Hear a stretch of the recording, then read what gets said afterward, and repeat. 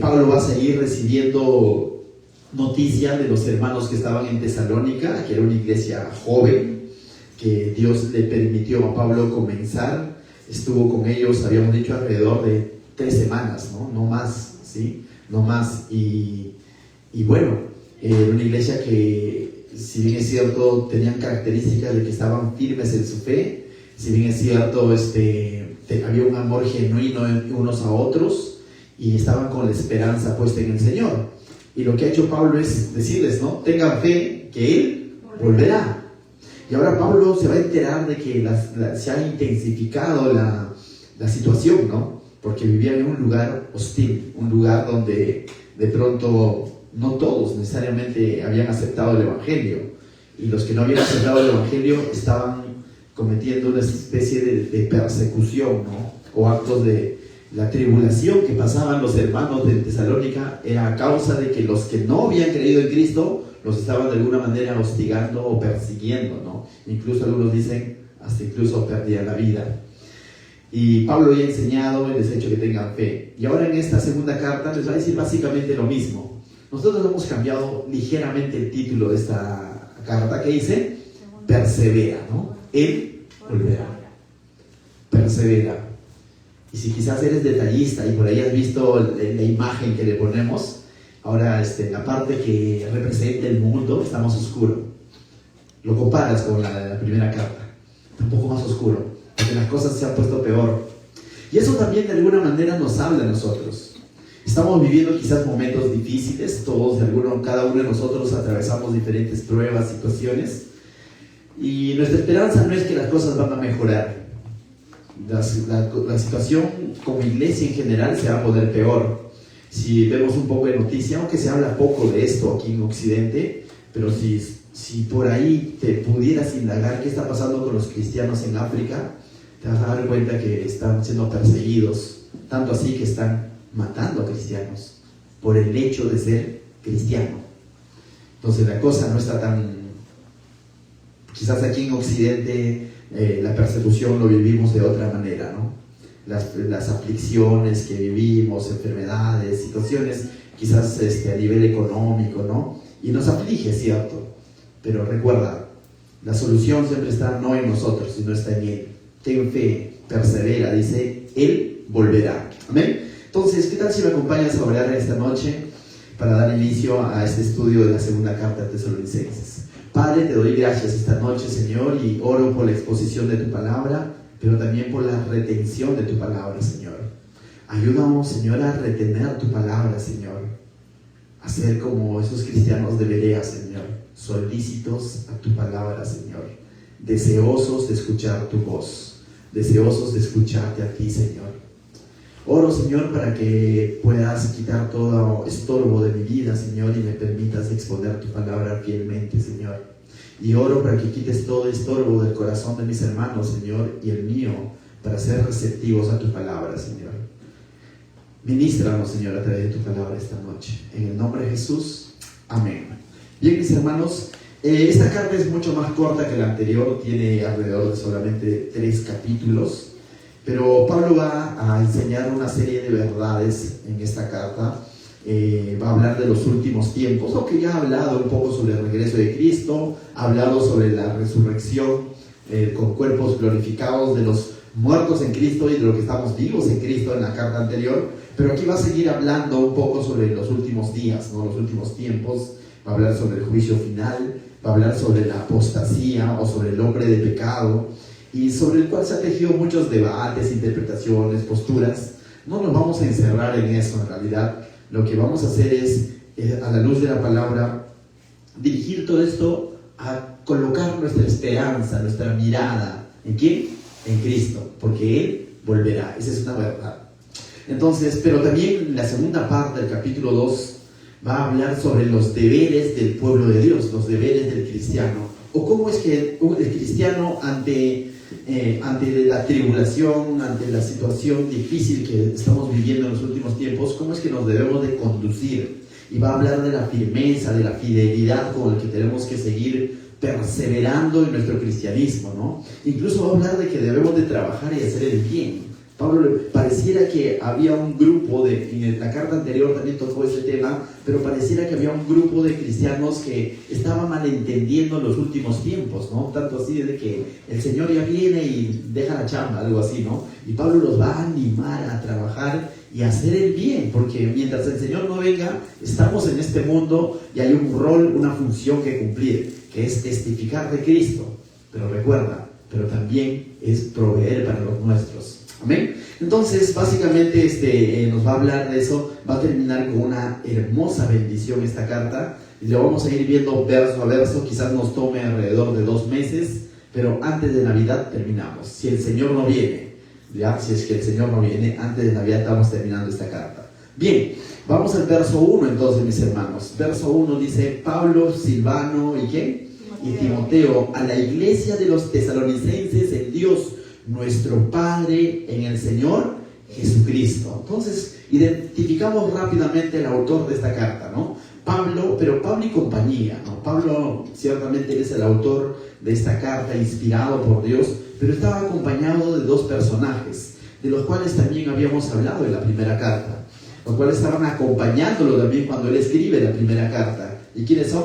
Silvano y Timoteo. Y quizás Silvano no te suena, ¿no? Porque dice Silvano, ¿no? Es Silas, lógico, es Silas, ¿no? Es Silas con quien Pablo también estuvo cuando comenzó la iglesia en Tesalónica, juntamente con Silas, de que ellos son perseguidos y se van a Berea y todo lo demás, ¿no? Qué interesante es ver que siendo Pablo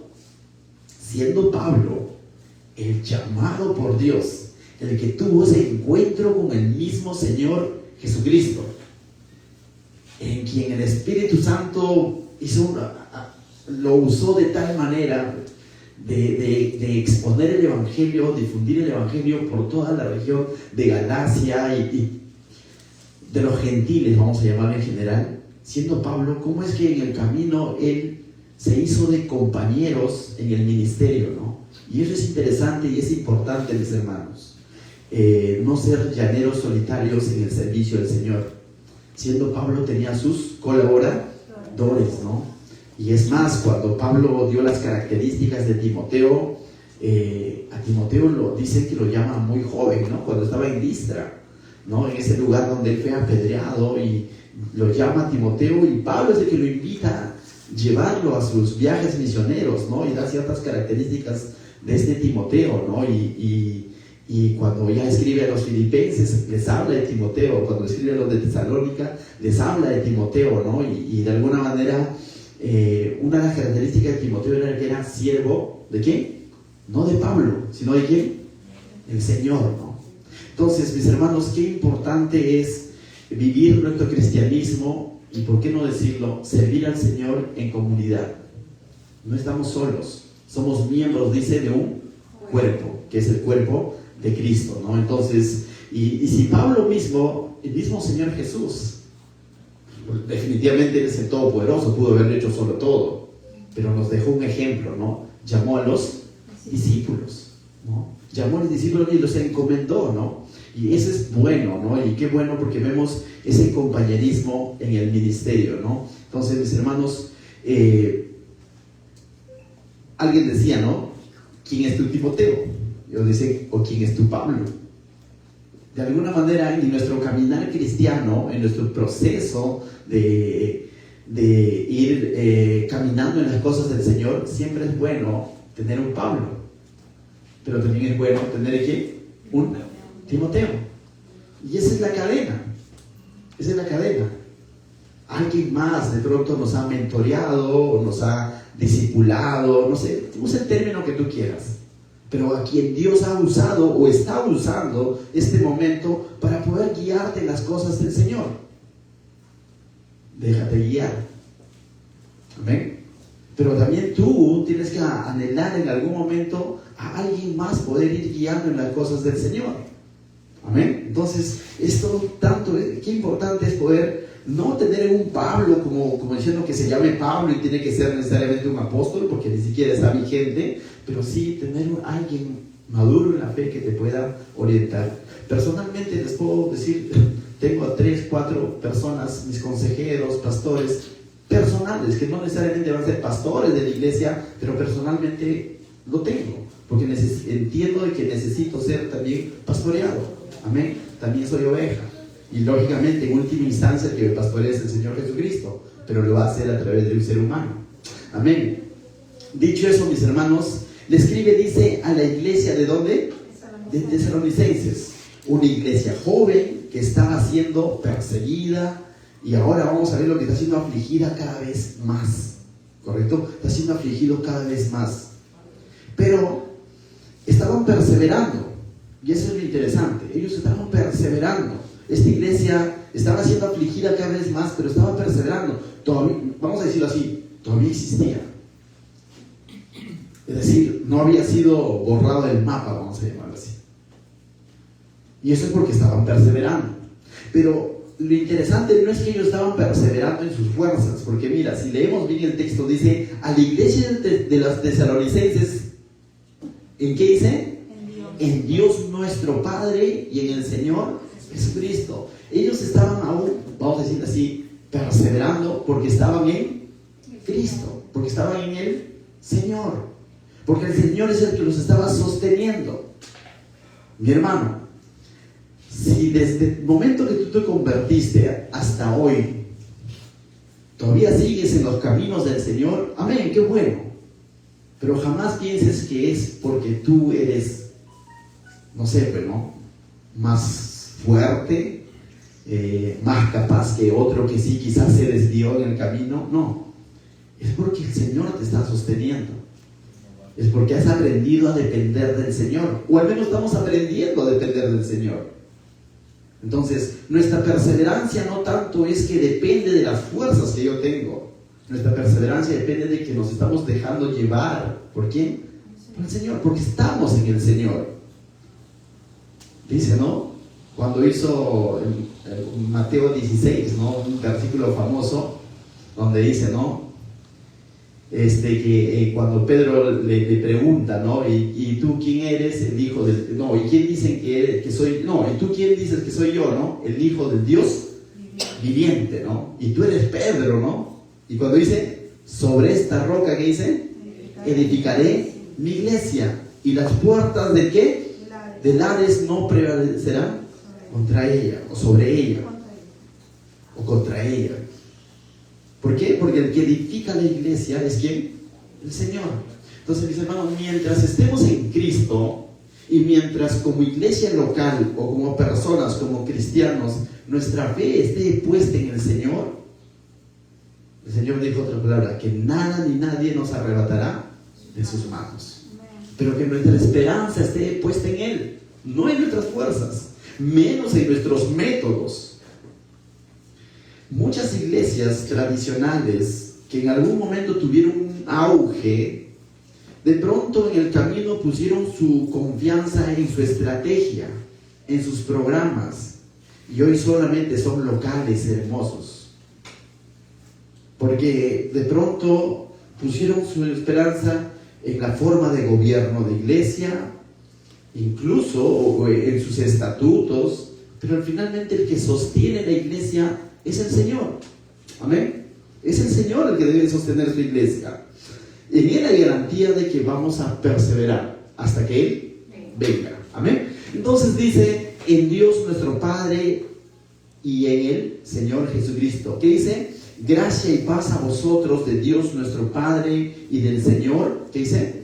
Jesucristo, ¿no? Gracia y paz a vosotros. Esto ya es, estos medizos, ¿no? Ya es clásico en Pablo recordarle a los destinatarios de sus cartas que él escribía, o a las diversas iglesias, recordarles la gracia y la paz, ¿no? Pero lo interesante es que esta gracia, esta paz, no lo da las circunstancias, menos lo va a dar Pablo. Esta gracia, esta paz, ¿de quién provienen? Dice, de nuestro Padre y del Señor Jesucristo, ¿no? Pone al Padre y al Señor Jesucristo como una sola fuente de esta verdadera gracia, ¿no? A veces algunos, la gracia no solo viene del Padre, sino también viene de ¿quién? Del Hijo. La gracia no solamente viene del que lo envió, sino del que vino al mundo, que también es El Hijo. Entonces, mis hermanos, gracia ya entendemos, quizás la mayoría, gracia es eso, aquello que no merecíamos, ¿no? Ese regalo inmerecido. Lo contrario a lo que merecíamos. ¿Qué merecíamos? A causa de nuestro pecado, según Romanos, merecíamos muerte, destituidos, lejos de Dios. Eso es lo que merecíamos. No había derecho a reclamo. Señor, qué injusto, ¿por qué me tienes lejos de ti? ¿O por qué tengo que estar muerto en mis delitos y pecados? No. Él es el rico en misericordia, y dice, y nos dio de su gracia. Y más allá de darnos muerte, en Cristo nos dio ¿qué? Vida. Y vida eterna. Y no solo nos dio vida eterna, sino que también ahora podemos estar en paz con Dios, en comunión con Dios. Podemos tener una relación con el Señor. Y esto no lo podemos haber conseguido en nuestras fuerzas, sino que esto es en Cristo. En Cristo tenemos comunión con Dios y estamos, de lo que estábamos lejos de Dios, de lo que estábamos enemistados con Dios, ahora estamos en una comunión con el Señor, ¿no? Ciertamente, no podríamos estar en comunión con Dios si primero no hubieran sido perdonados nuestros pecados, no hubieran sido pagados nuestros pecados en la cruz del Calvario. Aquel que dice que yo tengo comunión con Dios sin necesidad de Cristo es mentiroso. No hay manera. Él es el único camino, Él es la verdad, Él es la vida, ¿no? Es bueno recordar estas verdades, mis hermanos, porque a veces la costumbre, el día a día, nos podría hacer olvidar. En todo momento el Señor está derramando de su gracia. Si hoy estamos aquí es por su gracia, por su misericordia. Ninguno de nosotros acá pagó un boleto diciendo yo me merezco estar sentado en esa silla blanca. Es mi silla, me costó mi entrada. En el cine quizás, pero acá estamos aquí por su gracia y por su misericordia. Amén. Pero esto dice proviene no del hombre, menos de las circunstancias. Estoy en paz porque se acabaron mis problemas. No, ellos estaban en problemas. Ellos estaban en problemas. Y Pablo, que está escribiendo, también. Pero ellos han aprendido a ver la gracia del Señor y la paz de otra manera. No es la paz de quietud, no, de que todo va bien. No es la paz de que están a pesar de la situación, están en comunión con el Señor y le pertenecen al Señor. Verso 13, mis hermanos, dice: debemos siempre dar, ¿qué dice? Gracias a Dios por ustedes, dice Pablo. Hermanos, como es digno, por cuanto vuestra fe va creciendo y el amor de todos y cada uno de vosotros abunda para con los demás. Entonces acá Pablo está agradecido, no solo él, sino sus colaboradores, o los que están con Pablo también, porque está hablando en plural. Dice, debemos siempre dar gracias a Dios. ¿Por qué? Por ustedes, está diciendo a los hermanos de Tesalónica. Pablo está agradecido con Dios, por los hermanos que estaban perseverando en Tesalónica. Pablo entonces, al estar agradecido con Dios, está bien, lo tiene bien clarito, vamos a decir así, que si ellos están perseverando, no es gracias a su esfuerzo, no es gracias a su valentía, no es gracias a que qué fuerte que son, no, mira, oye, qué fuertes, cómo están soportando, no. Pablo está agradecido con Dios porque sabe que es Dios el que los está sosteniendo. Entonces Pablo sabe de quién viene eso, ¿no? Entonces dice, debemos dar gracias a Dios por ustedes. Y le dice, hermanos, dice, como es digno por cuanto vuestra fe va creciendo. Entonces Pablo está agradecido con Dios primero. ¿Por qué? Porque la fe de los hermanos, dice, va creciendo. Entonces, en medio de la situación difícil que estaban viviendo, su fe de ellos estaba, ¿qué dice? Pastor, la fe crece. Pablo nos está diciendo que la fe crece, no está estática. Las situaciones, dice que cuando Santiago escribe, ¿no?, que la prueba de nuestra fe es probada. No, nuestra fe es probada. Vamos a ponerlo así de sencillo. Cuando todo va bien, Cuando de pronto quizás conseguiste un buen trabajo y de pronto quizás estás así romántico con tu esposa, tus hijos se portan bien, ¿no? Tú dices, gracias Dios, ¿cómo confío en ti por esta familia? Todo va bien. Hasta el pastor usa camisa, mira. Todo va bien, ¿no? Pero cuando, es broma, pero cuando de pronto a veces se dan situaciones, se comienzan a dar problemas, como dicen, en la chamba te dicen, no nos llames, nosotros te llamamos, y no te llaman, y la esposa te comienza a ver, ya bueno, la plata, y llega el recibo, y los hijos por ahí les sale que una que otra rebeldía, así como, ya, pero bueno, una que otra, y te traen una que otra queja del colegio, y la deuda, y la llamada, y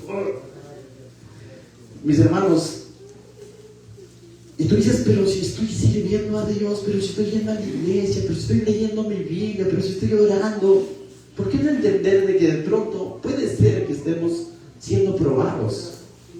La pregunta es, ¿seguiré confiando en Dios? ¿Seguiré confiando en Dios a pesar de que no está ese buen trabajo? A pesar de que no hay una buena salud quizás. ¿Seguiré confiando en Dios? Mi fe está siendo probada. Entonces ese es el momento en el que nos están exprimiendo, ¿no? Y ya hemos puesto este ejemplo. Es el momento en el que la vida y Dios lo está permitiendo. No estoy hablando de consecuencia de pecado, ese es otro asunto. Estoy hablando de que consideremos, no eres perfecto, pero estás haciendo las cosas de alguna manera bien, ¿no? Estás ahí dependiendo del Señor y la vida te comienza a apretar. No es que Dios se ha olvidado, no es que Jesús está dormido en la barca. Jesús está permitiendo la tormenta en tu vida, esa pequeña tempestad, que no es tan pequeña, ¿no? Y Él lo está permitiendo. ¿Y qué le dijo a sus discípulos? ¿Hombres de qué? Poca fe. De poca fe. Qué hermoso debe ser que cuando viene la tempestad, la situación, y tú sigas confiando en el Señor y no reniegues o digas, Señor, ¿dónde estás? ¿Te has olvidado? Y Él te diga, qué bien porque tu fe va creciendo. Qué bien porque sigues confiando. Porque la paz que vives, el gozo que vives, no proviene de las circunstancias, sino proviene de tu confianza en Él. Amén. Entonces, mis hermanos, si el Señor habla de poca fe, es porque de alguna manera hay medidas de fe. No sé cómo calcularlo, no sé si habrá, ¿cómo le llaman? Si hay un termómetro, existirá un feémetro, no sé. No hay. Pero de que de alguna manera hay crecimiento de fe, hay poca fe, hay medida de fe. Entonces, ¿cómo te encontraría el Señor hoy? Pablo está orando aquí, está agradecido con Dios porque la fe de los hermanos dice, va creciendo. No es que va a crecer, sino está hablando de una condición que se estaba dando, está en crecimiento. Entonces aquí podemos ir aprendiendo a nuestros hermanos de Tesalónica. Su fe estaba creciendo. ¿Qué más? Pablo está agradecido con Dios porque el amor de todos y cada uno de ustedes, dice, abunda para con los demás, porque el amor de los hermanos era abundante. Y también está hablando de cantidad de alguna manera. No es que todos eran pinkies, ¿no? O sea, entendemos cuando habla del amor, pero había un amor, un afecto. Más que un afecto, había una entrega, ¿no? Una preocupación de unos por otros. Hablamos un poco del amor sacrificial, ¿no? Del amor que se muestra con las obras, con los actos, ¿no? Entonces, y eso es lo que Pablo va a encontrar en ellos, a diferencia de lo que en algún momento encontró en Corinto. Encontró, ¿qué? División. Que uno se adelantaba a comer su propio bróster, el otro huevito frito y el otro no tenía, y después celebraban la Santa Cena bien acá.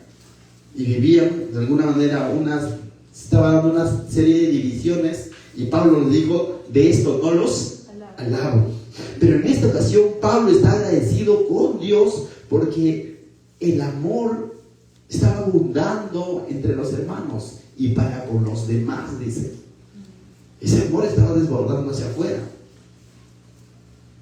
Entonces, ¿por qué más está agradecido Pablo? Verso 4 dice, tanto que dice que nosotros mismos nos gloriamos de ustedes en las iglesias de Dios. Es una especie de decir, si conocieran los de Tesalónica. Y Pablo dice que en las otras iglesias, sabemos que Pablo no estaba quieto, ¿no? Pablo estaba yendo de lugar en lugar. Y de alguna manera estaba dando testimonio de esto, Pablo, de la fe creciente de los hermanos, de la fe abundante que había en Tesalónica, a pesar de ¿qué? De las circunstancias difíciles. Las condiciones no eran las más ideales, pero ellos estaban creciendo en fe y en amor. Y Pablo estaba gloriándose en ese sentido, dice, ¿no? Tanto que nosotros mismos nos gloriamos de ustedes en las iglesias de Dios. ¿Por qué más? Por vuestra paciencia y fe en todas vuestras, ¿qué dice? Persecuciones y tribulaciones que soportáis. Entonces Pablo de alguna manera estaba testificando, estaba usando, voy a decir así, estaba usando de alguna manera como ejemplo la fe, el amor, la paciencia y la fe de los hermanos en Tesalónica que estaban en medio de persecuciones y tribulaciones que soportáis. Amén. Cuando en algún momento encuentras un hermano, y debe haber definitivamente, y lo hay, y conozco aquí en la iglesia que hay hermanos que pasan momentos difíciles, situaciones difíciles, pero su fe sigue firme en el Señor, ¿te anima? Claro que te anima. Claro que te anima. Claro que dices, gracias Dios, porque mira, cómo lo estás sosteniendo. Y también lo vas a poder hacer conmigo. Muchos de ustedes conocen a Julio César, ¿no? Justo hace poco hablaba con David Trocoso y decíamos, el varón está siendo probado de distintas maneras, ¿no? Por el lado de la salud de su esposa, ahora por lo de su mamita. Pero en todo el momento que hemos conversado, lo noto, no te voy a decir alegre definitivamente, ¿no? Pero noto que su confianza en el Señor no ha titubeado. Hoy nada más recibí también un mensaje y les pido aprovecho para pedirles oración por la mamá de nuestro hermano Gabriel, que también está delicada de salud, por eso que él no ha venido, ¿no? Pero veo su confianza en el Señor, él no ha titubeado. Días atrás conversamos un poco en cuanto a eso, y eso la verdad a mí me trae tranquilidad, pero al mismo tiempo me anima, ¿no? Poder ver en nuestros hermanos que de alguna manera su fe está siendo probada, porque no creo que esto sea consecuencia de que ellos están en malas cosas y de pronto por eso les sucede. No, son situaciones que todos en algún momento vamos a pasar, y verlos parados, firmes en su fe y aprovechando esos espacios para guiar a sus familiares a Cristo, a mí me anima. Y vuelvo a decir, qué bueno, porque veo que entonces están creciendo ¿en qué? En fe y en amor a los demás, porque en medio de dificultad están compartiendo de Cristo. El compartir de Cristo no puede estar aislado de los demás, ¿no? ¿De qué mejor manera puedo expresar el amor a mi prójimo? Hablando de Cristo, mostrando a Cristo. No es necesariamente tratando lo bonito, ¿no? Que es parte de nuestra conducta, ¿no? Que tratar bien, pero básicamente mostrar amor a mi prójimo es mostrarle a Cristo de diversas maneras, ¿no? Y ellos en medio de circunstancias están mostrando ¿a quién? A Cristo. Podríamos decir de alguna manera, ver su paciencia y su fe a pesar de la tribulación que ellos están pasando. Algo así sucedía con los hermanos de Tesalónica. Estaban siendo perseguidos, atribulados, y lo estaban soportando.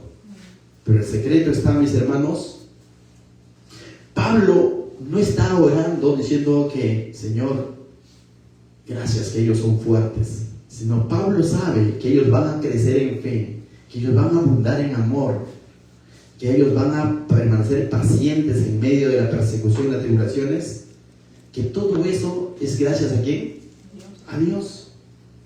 Por eso que está orando a Dios y está diciendo gracias Dios, porque sabe que la fuente de todo esto no es que los hermanos de Tesalónica eran superhombres, sino que la fuente de todo esto es Dios, porque estaban en Dios. Verso 5. Ahora va a hablar un poco sobre la persecución, la tribulación que estaban pasando ellos y cómo es que esto va a poner en manifiesto la justicia de Dios que va a venir sobre los que están atribulándolos. Y verso 5 dice: esto es demostración de, ¿qué dice? Del justo juicio de Dios, para que seáis, ¿qué dice? Tenidos por dignos del reino de Dios, por el cual asimismo, ¿qué dice? Padecéis. Es interesante, ¿no? Ellos estaban padeciendo no para que de pronto sean parte del reino de Dios, no malinterpretemos el texto. Ellos están padeciendo porque han depositado su confianza ¿en quién? En el Señor. Porque había una manera de huir a esa persecución. ¿Sabes cómo era? Negando a Cristo. Porque negando a Cristo, más bien tú eras parte ahora de los que persiguen. Acá vamos a distinguir solamente dos grupos. El que ha creído va a ser perseguido de alguna manera. Y el que ha rechazado a Cristo va a ser el que persigue. Y eso estaba sucediendo en Tesalónica. Y entonces Pablo está diciendo que, dice, ¿no? Esto es demostración del justo juicio de Dios, para que seáis tenidos por dignos del reino de Dios, por el cual asimismo padecéis. Le está diciendo, ustedes pertenecen al reino de Dios, pero ellos no pertenecen al reino de Dios porque están padeciendo. Ellos pertenecen al reino de Dios porque han creído ¿en quién? En Cristo. Y como ahora han creído en Cristo y pertenecen al reino de Dios, una evidencia era de que estaban siendo ¿qué? Perseguidos. Estaban siendo perseguidos. Quisiera que quede claro esto. No es que ser perseguidos es un requisito para alcanzar el reino de Dios. Tengo que ser perseguido, me voy al África y que me maten, entonces voy a... No. El haber creído en Cristo, en la persona y la obra de Cristo, eso me hace ser parte del reino de Dios. Pero ahí va a haber una consecuencia. Es muy probable que vas a ser perseguido. Jesús dijo, en el mundo tendréis aflicciones. Bienaventuranzas. Bienaventurado el que es perseguido a causa de ¿qué? De mi justicia. Pero dice bienaventurado, ¿no? Eso es paradójico. Es bienaventurado. Pero ¿sabe? Recuerda, el que dice, volverá. Y te llevará. Y te irá con él. Verso 6. Porque es justo delante de Dios, que dice, pagar con tribulaciones a los que os atribulan. Ahora, es interesante, ¿no? Para que alguien sea atribulado, tiene que haber alguien que está atribulando. Lo decía, ¿no? Hay dos bandos, hay dos grupos. El que ha creído está siendo atribulado. El que no ha creído está siendo instrumento para atribular, para perseguir al que se ha creído. Y en ese sentido se va a mostrar el justo juicio de Dios. Verso 6 dice, porque es justo delante de Dios, que dice, pagar con tribulación a los que os atribulan. Y le está diciendo Pablo que sobre ellos que están cometiendo esta persecución, porque no han creído en Cristo, porque rechazan a Cristo, en el fondo de todo el asunto, no están rechazando a la persona, sino en el fondo de todo el asunto están rechazando a Cristo y están persiguiendo a su iglesia, así como Pablo en algún momento perseguía a la iglesia, asolaba a la iglesia. Entonces, ellos van a recibir su retribución. También van a ser, ¿qué dice? Atribulados. Ahora, es decir, el Señor va a derramar su justicia sobre ellos, sobre los que no han creído, y en ese momento creen que están siendo vencedores, vamos a decirlo así. Creen que tienen el poder, vamos a decirlo así. Pero Pablo está diciendo que dice, porque es justo delante de Dios pagar con tribulación a los que os atribulan. Eso es una realidad que se va a dar. Va a llegar, pero no ores porque Señor, atribúlalo pronto. No te está diciendo Pablo que hagas eso, ¿no? Pero sí está diciendo, ¿saben, chicos? Qué bueno que estés siendo atribulado ahora. Es porque has creído. Pero los que los están atribulando van a recibir el justo juicio de Dios como consecuencia de haber negado a Dios. Verso 7. Y ustedes que son, ¿qué dice? Atribulados, daros reposo con nosotros. Y se incluye Pablo, ¿no? Cuando se manifieste, pero para el que está siendo atribulado, el que ha creído en Cristo, ¿qué dice? Va a venir un reposo, ¿correcto? Va a venir un reposo. ¿Cuándo es eso? Cuando se manifieste el Señor Jesús desde el cielo con los ángeles de su poder. Va a llegar ese momento de nuestro reposo. Va a llegar ese momento en el que vamos a descansar de todo eso. Llegará el momento en el que ya no habrá más dolor, ya no habrá más aflicción. Llegará ese momento de reposo eterno en el que reposaremos en Él, ¿no? Es decir, la tribulación que ellos están pasando entonces y que estamos pasando o que vas a pasar, mi hermano, si estás en Cristo, es temporal. No va a ser para siempre. No va a ser por la eternidad. Va a llegar un momento en el que vamos a tener total reposo porque estaremos ¿con quién? Con Él. Entonces dice, persevera, Él volverá. Persevera, no te rindas. Menos formes parte de los que atribulan o de los que persiguen, porque eso es característico del que no ha creído. Y el que ha creído, tu tribulación es leve, es momentánea. Va a haber un alto en el que el Señor vendrá y tendrás total reposo. Otros pasajes de la Biblia dicen donde no habrá más dolor, no habrá más llanto, no habrá más enfermedad. Y estaremos ahí todos junto con Pablo. Y hablamos el viernes en la lectura de Juan con Nicodemo. Estaremos ahí, ¿no? En la presencia del Señor. Pablo, cuando escribe a los hermanos de Corinto, 2 Corintios, ahí lo tenemos, 4:17, mira lo que les dice. Porque esta, ¿qué dice? Leve tribulación momentánea produce en nosotros un cada vez más excelente y eterno peso de gloria. ¿Qué dice que la tribulación es leve y momentánea?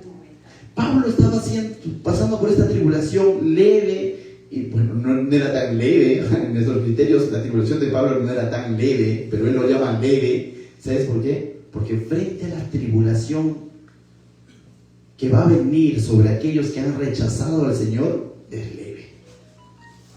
Frente a ese juicio justo que vendrá de Dios sobre todos aquellos que no han creído, es leve lo que de pronto podemos vivir aquí en la tierra. Y es temporal, porque la otra tribulación será eterna. El famoso crujir de dientes será eterno. Entonces, frente a eso, mis hermanos, es leve. Y Pablo dice, ¿no? Porque esta leve tribulación momentánea, dice, ¿no? ¿Pablo estará siendo atribulado porque estaba en algún otro pecadillo? No. La tribulación que pasaba Pablo era como consecuencia de que estaba sirviendo al Señor, como consecuencia de que había puesto su mirada en el Señor. Pero cuando él no estaba en esa posición de servir al Señor, sino más bien estaba en la posición de Saulo, él era el que perseguía. Él era el perseguidor.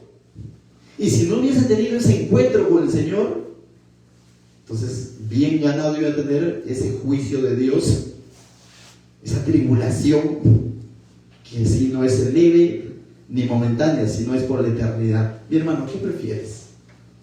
Por simple lógica, Señor, voy a seguir perseverando a pesar de las circunstancias difíciles, porque tú volverás y me llevarás a ese descanso, a ese reposo eterno, juntamente con Él.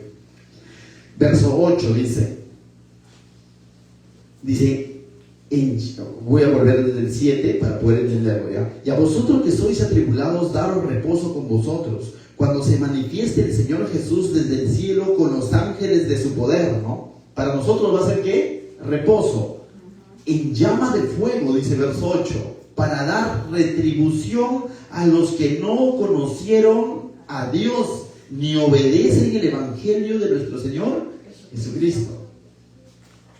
Ciertamente, para nosotros va a ser descanso, reposo. Pero para los que no obedecieron, para los que no creyeron en el Evangelio, ¿qué dice? llama de fuego, ¿no? Esa va a ser su retribución. Gracias, Dios, me libraste de la llama de fuego. Qué bueno. Entonces, esto, definitivamente lo que Pablo está haciendo es para que los hermanos de Tesalónica sigan perseverando y no se rindan, no se echen para el costado. Continúen. Verso 9. A los cuales, ¿qué dice? Los cuales sufrirán pena, ¿qué dice? Leve, dice ahora, momentánea. No, pena de eterna perdición, excluidos de la presencia del Señor y de la gloria de su poder. ¿Saben qué, mi hermano? Más allá de la llama de fuego, de la tribulación, yo considero, a título personal, que el peor castigo es estar excluido, ¿sabes de qué? De la presencia del Señor. Es eso. Por la eternidad. ¿Te imaginas? Estar excluido de la presencia del Señor y ya no poder hacer nada por la eternidad. Más allá de que si va a quemar, no va a quemar, cómo va a ser y todo lo demás, estar separado de la presencia de Dios. Y la mayor bendición no tanto es de que te vas a ir a calles doradas y cómo será el cielo, no. La mayor bendición es estar en la presencia de Dios. ¿Por qué? Por la eternidad. Entonces, cuando entendemos estas verdades, vamos a ver de otra manera la tribulación que pasamos aquí. Es leve. Las aflicciones que pasamos aquí a causa de su justicia, a causa y nos mantenemos con nuestra fe puesta en Él. Entonces vamos a verlo de otra manera. No lo vamos a ver con un sentimiento de queja. Señor, mira que yo te he servido, hice esto y me pasa esto. No lo vamos a ver así. Lo que vas a entender, decir: Señor, en ti he creído y sé que llegará mi reposo, porque tú volverás. Verso 10. Cuando venga en aquel día para ser, ¿qué dice? Glorificado en sus santos y ser admirado en todos los que creyeron, por cuanto nuestro testimonio ha sido creído, ¿qué dice? Entre vosotros. ¿Cuál era el testimonio que había sido creído? Pablo compartió de la fe en la obra y en la persona de Cristo. Pablo no solamente te dijo: crean en Cristo y que Él existe. Entendemos que Pablo predicó la muerte, crucifixión y la resurrección de Cristo, y que en Cristo resucitado hay grandísimas promesas, y que Él está vivo y volverá por su iglesia, y ellos han creído ese testimonio. Y a ellos les está diciendo: cuando en aquel día, dice, cuando venga en aquel día para ser, ¿qué dice? Glorificado en sus santos y ser admirado en todos los que creyeron. Y es interesante porque no dice para ser glorificado por los santos o por los que han creído, sino dice que va a ser glorificado en sus santos, ¿no? Y me preguntaba un poco: ¿cómo es eso que va a ser glorificado en sus santos? No dice que va a ser glorificado por sus santos, que también es válido, que también es una verdad, ¿no? Que te vamos a glorificar, pero va a ser glorificado en sus santos. Cuando Él venga, ¿qué dice? Que resucitaremos con cuerpos, ¿qué? Gloria. ¿Te imaginas el mundo diciendo: wow? No va a decir wow por ti, ¿no? Sino wow para Dios. Mira, ese fulano del que estaba muerto y ahora se fue con el Señor, con cuerpo, ¿qué? Glorificado. Ese que confió, ese de corazón sencillo. No es el famoso, el millonario que se fue con el Señor, sino ese de corazón sencillo, pero que confió en el Señor, se fue con el Señor. ¡Wow! Pero la gloria no será para el santo, es decir, para el creyente. La gloria será para ¿quién? Para el que hizo posible todo esto, para el Maestro. Amén. Entonces, y esto también nos trae como un paréntesis, mi amor. Lo vi a Sofía y dije: mi amor, perdónenme la grabación. Aquí le dirán: está hablando del amor de Dios, y le veo. Y esto como paréntesis, mis hermanos, ciertamente ese va a ser un evento único en el que el Señor será glorificado por lo que hará con sus santos, pero pregunto, hoy en día también el Señor debe ser glorificado por lo que hace en tu vida. Dice que hechuras suyas somos en Cristo Jesús, Señor nuestro. Entonces, mis hermanos, una muestra de que Dios está obrando en tu vida es que cuando las personas que ven ese cambio en tu vida no te glorifican a ti, sino glorifican ¿a quién? Al Señor. Una muestra de que Dios está en tu vida es que cuando las personas ven el cambio en tu vida, glorifican ¿a quién? Al Señor. O cuando ven las cosas en las que Dios te puede estar usando, esa persona glorifica a Dios. Y si por ahí comienza a glorificarte a ti o a reventarte cuentas, dile, no soy yo, a lo Pablo, no. Yo soy un mortal más como ustedes. ¿Es quién? Es Él. Porque todo lo que Dios hace tiene que ser para su gloria. Para su gloria, no para nuestra gloria. Podemos hacer bien algo quizás y que funcionó, pero ahí va a ser el tentador de pronto como para que tú te lleves la gloria. Y ahí hay que tener mucho cuidado. Dicen algunos que este tipo de pecado es mucho más caleta, no sé si entienden la palabra caleta, disimulado.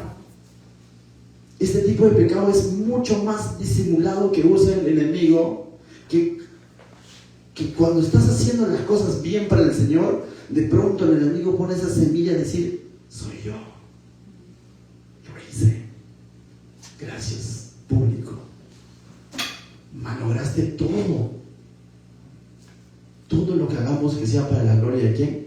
De Dios. Eso como paréntesis entonces, mis hermanos. Volvemos al texto, verso 11, ¿no? Dice, el verso 11 dice, por lo cual asimismo, ¿qué dice Pablo? Oramos siempre por ustedes. Y Pablo, bueno, Pablo era un hombre de oración definitivamente, ¿no? Y vemos de que no solamente enseñas de que deben de orar, en algún momento les ha pedido, oren por nosotros, orad sin cesar, les ha dicho en la primera carta, pero ahora Pablo también le está diciendo, oramos ¿cuándo? Siempre por ustedes.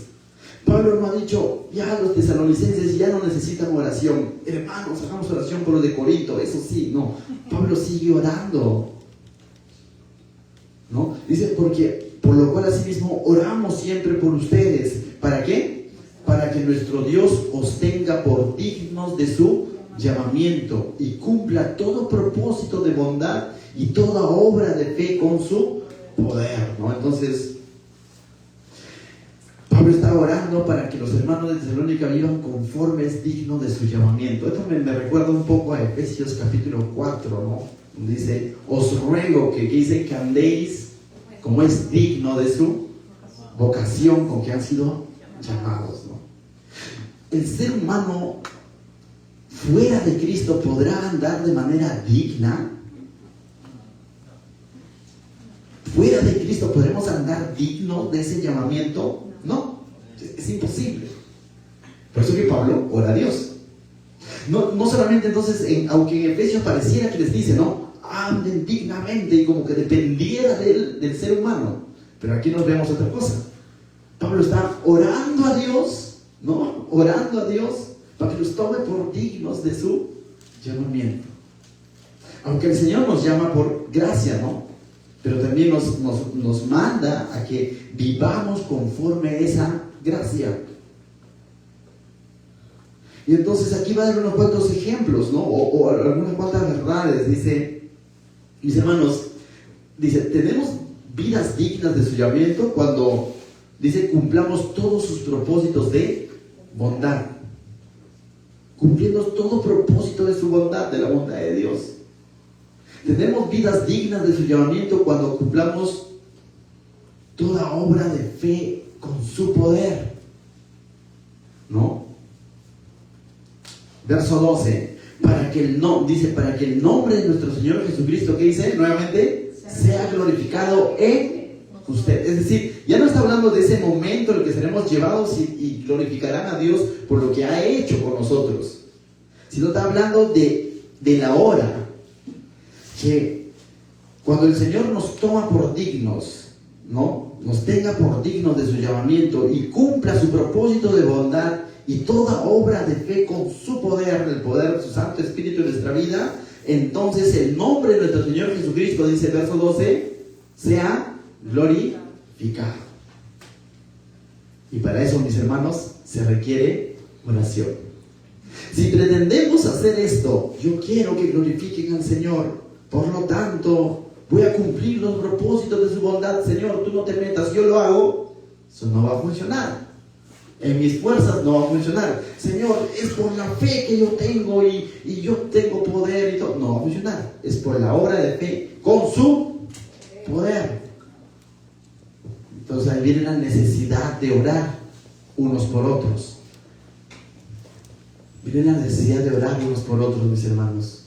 Y Sofía decía hoy día en los anuncios, y creo yo firmemente en esto, que cuando Dios usa a las maestras para enseñar a los niños, y los niños entienden y cada vez conocen más verdades y glorifican a Dios y todo lo demás, no es por el esfuerzo de ellos netamente, es porque Dios los está usando y porque están aprendiendo a depender de Dios y se están dejando moldear por el Señor. Amén. Verso 12, segunda parte, dice: y ustedes en Él, por la gracia de nuestro Dios y del Señor, que dice Jesucristo, ¿no? Entonces dice, para que en el nombre de nuestro Señor Jesucristo sea glorificado en vosotros, y ustedes en quién, en Él, ¿no? Para que la gracia de nuestro Señor Jesucristo y del Señor, no, para que la gracia de nuestro Dios y del Señor Jesucristo. Pablo termina esto nuevamente mostrándonos algo, que la fuente de toda gracia proviene de quién, de Dios Padre y de su Hijo Jesucristo. Amén.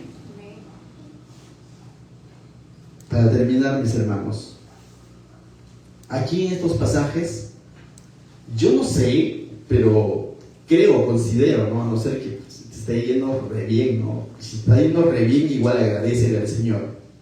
Pero si de pronto hoy estás viviendo alguna situación difícil en alguna área de tu vida, recuerda, persevera. Pero no perseveres en tus fuerzas. Persevera en quién? Sujetado en quién? Del Señor. Y crece en fe, pero en el Señor. Abunda en amor, pero en el Señor. Fuera de Él, dice, nada podemos hacer. Y erradiquemos de nuestra vida ese corazón quejoso. Te digo porque en algún momento también paso por eso y veo algunos de acá que también han pasado por esto, ¿no? Cuando se vienen las dificultades inexplicables, porque dices, estoy haciendo bien las cosas y de pronto viene esto en el trabajo, un cliente, un pasajero, por ahí, ¿no? Entonces, hermano, ahí es donde te toca depender de Dios.